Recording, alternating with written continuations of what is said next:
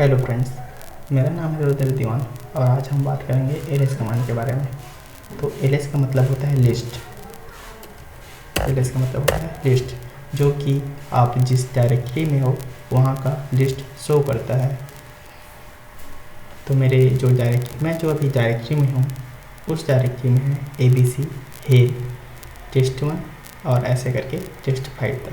ठीक है, जितने भी आप देख रहे हो ये मेरे डायरेक्टरी में है और अभी हम डेस्कटॉप में हैं। डेस्कटॉप डायरेक्टरी, इसे पता करने के लिए PWD का यूज़ कर सकते हो।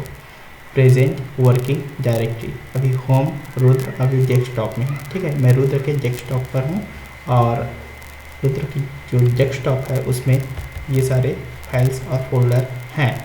तो ये सभी यहाँ पर शो कर रहे हैं, देख लो आप। test1 test2 ऐसे करके test5 तक फाइल जो इसमें भी शो कर रहा है। ठीक है, तो ls-a। ठीक है, अब हम ऑप्शंस की बात करेंगे। ls-a से हम हिडन फाइल्स को भी शो कर सकते हैं। तो -a यूज़ करने के बाद डॉट, ये जो सिंगल डॉट है और जब डबल डॉट है ये भी शो हो गए और साथ में .mhr डॉट रुद्र ये भी शो हो गए, जो कि हिडन है, जो डेस्कटॉप पर भी हमारे शो नहीं कर रहा है। तो जो डॉट और डॉट डॉट है ये डायरेक्टरी है। ठीक है, जो हर डायरेक्टरी में होता है। एक होता है प्रेजेंट के लिए, प्रेजेंट डायरेक्टरी के लिए, और दूसरा होता है प्रीवियस डायरेक्टरी में जाने के लिए, यानी पिछले डायरेक्टरी में जाने के लिए। ठीक है, इनका यूज़ हम cd कमांड का यूज़ करेंगे तब बताऊंगा ये कैसे काम करते हैं। ओके, तो फिर हम बात करते हैं इनके बारे में। अगर ये तो होते ही हैं, मतलब डॉट और डॉट डॉट होते हैं। अगर इसको इग्नोर करना है और फिर भी हमें हिडन फाइल्स चाहिए तो हम उसके लिए ls- बड़ा वाला a यूज़ करते हैं, जिसमें डॉट और डॉट डॉट शो नहीं होता, बाकी सारे हिडन फाइल्स के साथ नॉर्मल फाइल भी शो हो जाते हैं। दूसरे कमांड की बात करें, नॉर्मल ls करने से तो ये सारे नॉर्मल फाइल शो हो जाते हैं। अब बात करते हैं ls-r की। -r का मतलब होता है रिवर्स। इससे सारे जो फाइल्स हैं जो नॉर्मली ls करने पर जैसे शो होता है उसका जस्ट उल्टा शो होता है। देखो ABC फर्स्ट में था, अब लास्ट में दिख रहा है, और test5 लास्ट था, अब फर्स्ट में दिख रहा है। ओके, तो आप लोग समझ गए। अब बात करते हैं ls-l के बारे में। -l का मतलब होता है लॉन्ग लिस्ट। ठीक है, -l तो इंटर करते हैं। अब यहाँ बहुत सारा इंफॉर्मेशन है, जैसे कि ये परमिशंस का इंफॉर्मेशन है, और ये फाइल जो कोई फोल्डर है उसके अंदर कितने कंटेंट है वो शो कर रहा है, और ये ऑनर का आईडी मान के चलो। ठीक है, और ये कौन से ग्रुप का है। ठीक है, इससे पता चलता है कि ग्रुप और यूज़र, ये इन सब के बारे में आगे पढ़ाऊँगा। ठीक है, और ये जो साइज है ये बाइट में शो कर रहा है। ठीक है, और ये क्रिएशन टाइम है, कब क्रिएट हुआ था ये वाला फाइल या फोल्डर, ये डायरेक्टरी है। ठीक है, और सामने में अगर D हो फर्स्ट लेटर तो समझ जाना कि वो डायरेक्टरी है। अगर नॉर्मल हाइफन हो या माइनस हो तो आप समझ जाना कि वो टेक्स्ट फाइल है। अब बात करते हैं ls-lh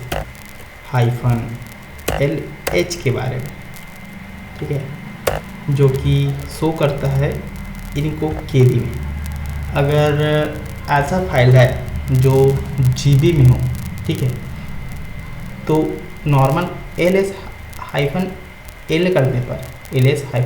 करने पर बाइट्स में ही शो होता है, लेकिन वो फाइल अगर GB में है और हम लोग ls-lh करेंगे तो वो नॉर्मल जो ह्यूमन रीडेबल, ठीक है, उस फॉर्मेट में शो होता है। तो फिर lh का मतलब ह्यूमन रीडेबल। ठीक है, अब बात करते हैं टेस्ट एस के बारे में, ठीक है।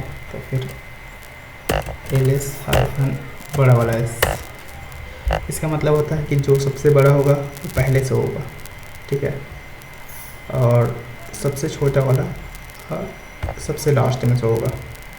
तो सबसे बड़ा वाला जो सबसे बड़े साइज का है, और ऐसे देखने के लिए आप ऐसे कर सकते हो L S hyphen L H और बड़ा वाला एस। तो यहाँ से पता चलेगा जो सबसे बड़ा साइज का होगा वो सबसे ऊपर में, उसके बाद सबसे छोटा वाला नीचे में, मतलब घटते क्रम में शो होता है। अगर आप इसे, आपके लिए एक क्विज़ है कि इसे आप बढ़ते क्रम में शो करवाइए, ठीक है। और इसके बाद आते हैं L S hyphen T, inter करते हैं। तो फिर इसमें ऐसा होता है कि जो न्यू बना होगा, नया होगा, वो सबसे स्टार्ट में जाएगा, तो जो ओल्ड होगा वो सबसे लास्ट में होगा। बस बात खत्म। जैसे कि इसको L S hyphen L T करते हैं तो समझ में आएगा। लॉन्ग लिस्ट हो गया, और ये देखो जो 31 सितंबर का बना है, ठीक है, 7:01। उसके बाद ये भी बना है उसी टाइम में, लेकिन सेकेंड्स का फ़र्क होगा, इसलिए वो टॉप पर है और ये सेकेंड नंबर पर है। और जो सबसे लास्ट में बना है, सबसे पुराना वाला है, ठीक है, वो 29 को 20 मतलब आप इसे कन्वर्ट कर लेना, ठीक है। तो फिर ये कितने बजे बना। तो चलो आज के लिए बस इतना ही, गुड बाय।